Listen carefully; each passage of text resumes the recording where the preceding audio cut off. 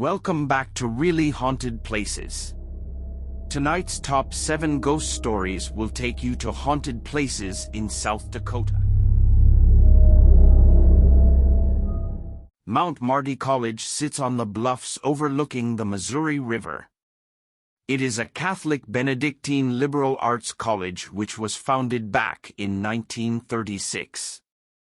It is a relatively small school with a student body of around 1,000.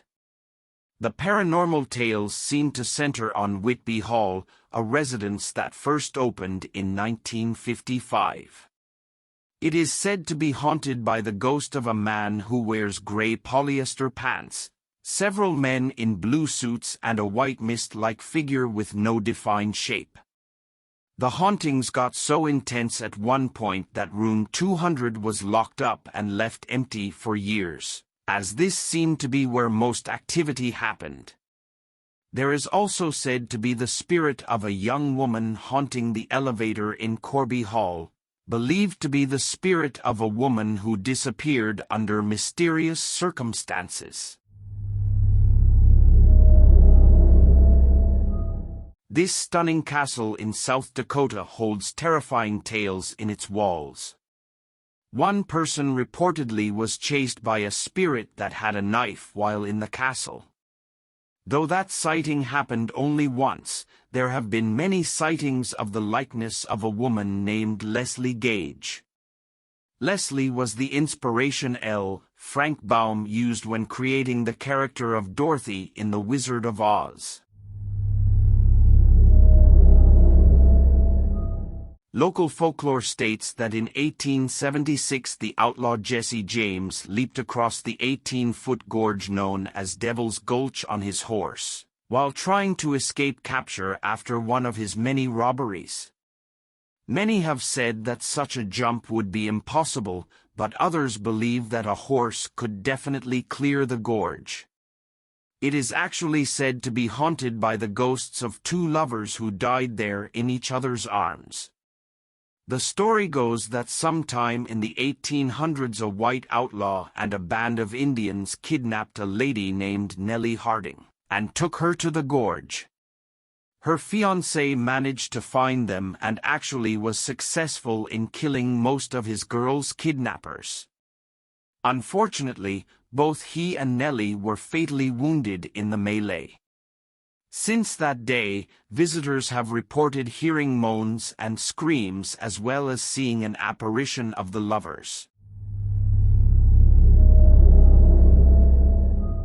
The Bullock Hotel is recognized nationwide as one of the United States' most haunted hotels. This place is so spooky it was featured on the hit television show Unsolved Mysteries. It is said that Seth Bullock haunts the hotel, and encounters with him often include the smell of cigar smoke and the sound of someone playing the piano. HOMESTAKE Opera House is thought to be among the most haunted buildings in South Dakota, with visitors and employees alike reporting all sorts of paranormal activity in the old building, including hearing disembodied voices and seeing full-body apparitions of the resident ghosts. SIOUX Hospital opened in 1898 as a school for Native Americans, but in 1933 it became a sanitarium. In 1939 it was turned into a hospital for Native Americans suffering from TB. It closed down in the 60s but later reopened as a hospital which is said to be haunted by the ghosts of children buried on the property. There are hundreds of graves, many unmarked, and they are believed to be the cause of the children crying and apparitions on the 3rd floor.